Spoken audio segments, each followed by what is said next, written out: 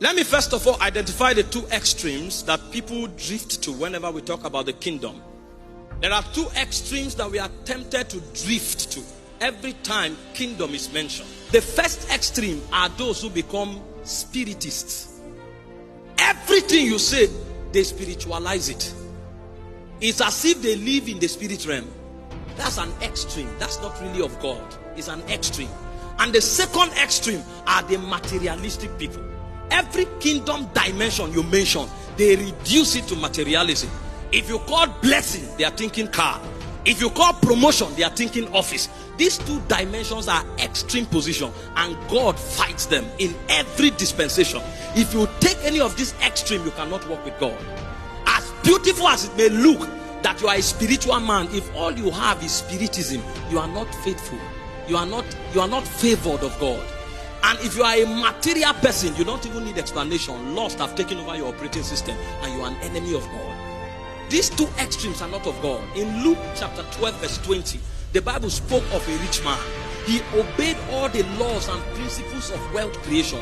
He was a wise man, diligent in his services, until he gathered his barn, and his barn was full. And he said, now my soul can rest. And God spoke from heaven. He said, you fool.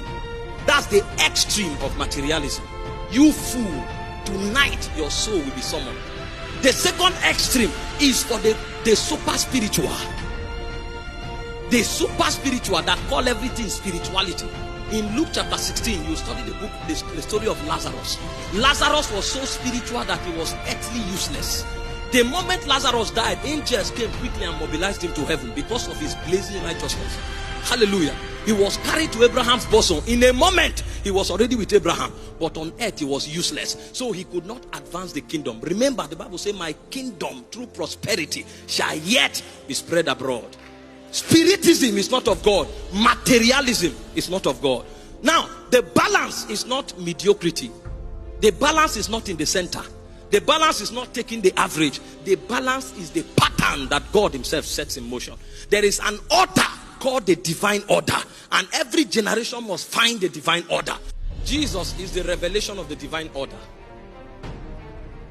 The Bible said in Hebrews chapter 12 verse 2 that he is the author and the finisher of our faith. So if you want to understand how God works, if you want to understand the standards of God, if you want to know the patterns of God, the person to study is Jesus. The extent to which you understand Jesus and how he deals with affairs will reveal to you the order of heaven. Jesus met the woman at the woman of Samaria in Sychar at Jacob's well. John chapter 4 from verse 5. And Jesus begins to talk with this woman, engaging her in a conversation. And Jesus says to her, give me to drink. And the woman will respond to Jesus and say, you are a Jew. Why would you ask me, a Samaritan, to give you to drink? And Jesus answered her, if you knew who it is that have asked you, give me to drink, you would have asked of me, and I would have given you rivers of living waters. So Jesus shifted the conversation from earthly dimension to heavenly dimensions. You are conscious of the water. You are conscious of geographical locations. You are conscious of tribal differences. You are conscious of nationalities. But the realm where I'm talking from is the realm where there is a water that does not go dry. And the woman said, you are not with anything to draw. From whence will you get this water? That's a woman who is caught to the natural. Materiality, that's her realm. The only thing she knows in everything she does are his natural advantages. Because I am from Sychar, because this well is around here, because I have something to draw, I should be the one to have the water. But Jesus is revealing to her there's a place that you will stand, and none of these things will be a lack. There's a place that you will stand, and you will have an advantage both in the natural and in the spirit. The woman could not understand because all she knew were natural advantages. I have the material to draw. The well is for us. You are a Jew, you can't ask us. And Jesus laughed. And Jesus told her, go call your husband. And the woman said, I have not husband. And Jesus said, in that you have said true. Because you have married 5 husbands, and the one that you are with is not your husband. And the woman quickly changed her salutation. She began to migrate. This is how next level takes place. At first, you are naturally oriented. Now she migrates and says, I perceive. Perception has come in. She's no longer functioning with data. She's now functioning with a spiritual advantage, perception. I perceive you are a prophet. In all her dealings before now, perception was not a part of it. She only operates by information. She only operates by natural advantage. But now she's shifting because she's what? She's engaging Jesus. I perceive that you are a prophet. And Jesus shook his head. You have moved, but there's still a place. Some of you, that all your advantage is your salary. After this conference, you will discover that it's not salary. You will move. Because when you engage Jesus, you will understand that there's an economy called grace. Grace has no regard for job. Grace has no regard for where you are from. Grace has no regard to your natural limitation. Listen, the disciples of Jesus were fishermen. They have no value in their dispensation. They were peasants, but they met somebody and they migrated. All of a sudden, their value system changed. Their confidence level changed. Everything about their paradigm was altered because they met a man that speaks from eternity. I perceive you are a prophet. And Jesus laughed. Jesus wanted to take her a bit further. And she now shifted. Her priority changed immediately. She said, our fathers worshipped. Worship was not part of her registers. All they knew was how to survive. But now she's beginning to hear a man that speak and have his voice echo from eternity. And the woman migrated from water. She came for water, but now she's talking worship, migration. She's no longer talking about water. Is the water necessary? Yes. But if I understand what I'm going to handle now, even water will be provided. That's why it says, seek first the kingdom and its righteousness. All other things will be added. She has migrated from water. He said, our fathers worship God on these mountains, but you say God should be worshipped in Jerusalem. And Jesus took her further.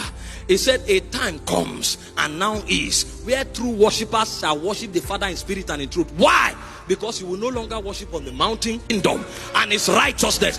All other things will be added. She has migrated from water. He said, our fathers worship God on these mountains, but you say God should be worshipped in Jerusalem. And Jesus took her further. He said, a time comes and now is where true worshippers shall worship the Father in spirit and in truth. Why? Because you will no longer worship on the mountain. You will no longer worship in Jerusalem. Where you will worship is in the spirit. The woman got confused. And he said, well, when the Messiah comes, you have said something that I don't understand, and I don't know how we understand it. But somewhere in the archives that the fathers handed over to us, they say the Messiah have answer to every question. So when the Messiah come, he will tell me what you mean by spirit. And Jesus looked at her and said, I that speak unto you, I am he. Notice what happened. The Bible said the woman left her pot. That was what she carried to the well. But she did what? She left her pot and she ran into the city because her hunger was not water. What was pulling her was the voice of an evangelist that was co-opted into her creation from the day of heaven. She was designed to be a voice to her generation. The reason she subscribed to the way of water was because of scarcity of touching the things that were bordering on ordination. Now that she has found ordination, that water is people that will fight for her. When you see a girl 15 years fornicating, don't be in a rush to quarrel her.